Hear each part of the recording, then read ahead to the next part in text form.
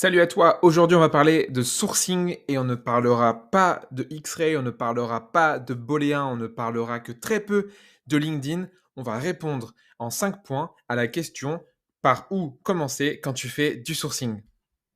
L'étape numéro 1, non plutôt appelons-la étape numéro 0, c'est t'assurer que tu as exactement ce que tu cherches, que tu as une équipe qui est prête, que tu as des outils qui sont OK, que ton besoin est clairement identifié, que tu as fait un kick-off correct où tu sais exactement ce que tu cherches. Et donc, quand tu as tout ça, quand tu es prêt, quand tu es prête à partir, là et seulement là, tu peux passer à l'étape numéro 1. L'étape numéro 1 est une manière sous-estimée de recruter des gens et donc plutôt de les chasser, de les sourcer, c'est de faire ça en interne. En fait, en interne, on a une mine d'or sur laquelle on est assis et souvent on se rend pas compte. Avant de recruter en externe, on a clairement 3 choses qu'on peut faire. Je vous les ai écrites ici. La première, c'est le cross-skilling. C'est quoi le cross-skilling? C'est on forme des gens à un métier qui n'est pas totalement différent du sien, avec des compétences transférables. Par exemple, quelqu'un qui était sales, qui va devenir recruteur. Quelqu'un qui était développeuse, qui va devenir product manager. La deuxième chose, c'est l'upskilling. On forme une personne pour faire face à un nouveau challenge pour lequel on voulait recruter initialement. C'est quelqu'un, on se dit, bah, cette personne-là n'a peut-être pas le leadership, ce qu'il faut, ne sait peut-être pas manager et ne pourrait pas encadrer l'équipe. On les forme au management et du coup, ils deviennent notre mouton à 5 pattes. Et la troisième chose, c'est le reskilling. Là, on forme des gens à un métier qui est complètement différent. C'est un risque énorme, mais le ROI derrière, si la personne est épanouie et contente et maîtrise son nouveau job, il est extraordinaire.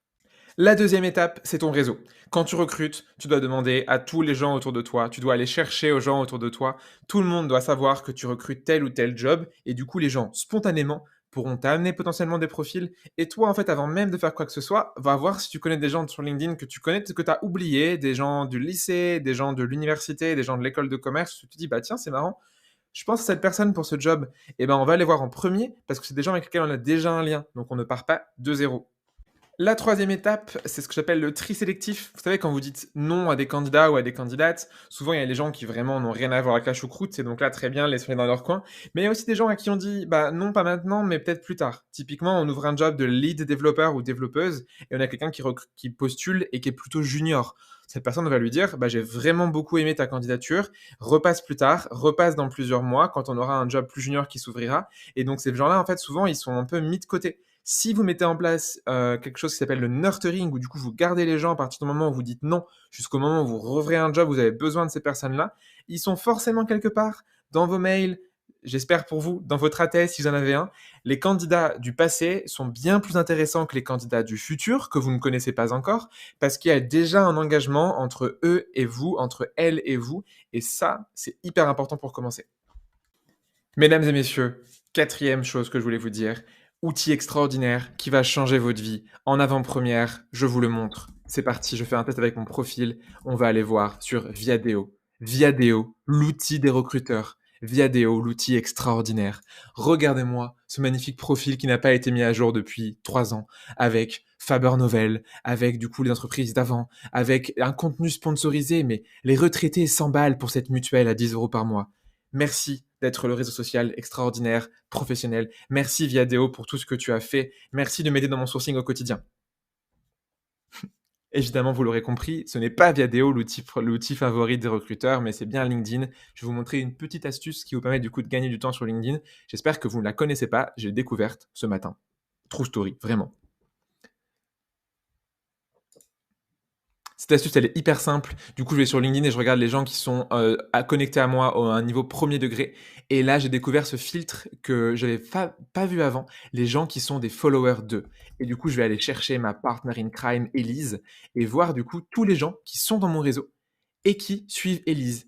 Et j'ai 80 personnes qui du coup sont des gens que je connais, qui sont dans mon réseau et qui sont du coup des gens qui sont des followers d'Elise. Et ça, je trouve ça extraordinaire parce que vous pouvez avoir des gens typiquement qui, bah, en fait, sont à la fois intéressés par le contenu d'Elise et par le mien, et donc potentiellement des gens que moi je peux aller contacter par exemple pour dire, hey, ça te dirait de prendre ta place pour le T-Shaped Recruiter Bootcamp de début septembre?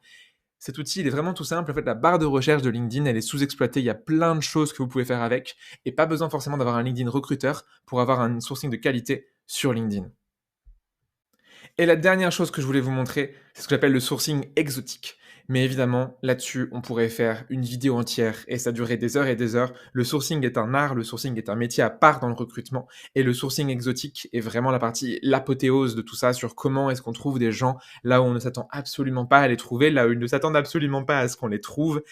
On pourra faire un hors-série si ça vous intéresse là-dessus, mais le sourcing exotique, c'est la 5e partie, c'est vraiment si vous n'arrivez vraiment pas à trouver. Et voilà, comment est-ce qu'on fait tout simplement pour commencer son sourcing? Qu'est-ce qu'on fait de base? 1, le kick-off. 2, on cherche parmi nos salariés actuels. 3, on va aller chercher du coup parmi les gens dans notre réseau tout simplement. 4, on se dit: «Bah, tiens, est-ce si j'allais voir dans les candidats qui étaient mes candidats passés?» 5, on va aller activer LinkedIn, l'outil magique. Et enfin, on va aller faire du sourcing exotique si vraiment on n'arrive pas à trouver les personnes que l'on cherche. J'espère que ça vous a plu cette petite vidéo. Bonnes vacances, je suis en vacances et bonne rentrée si vous venez de rentrer. À la semaine prochaine.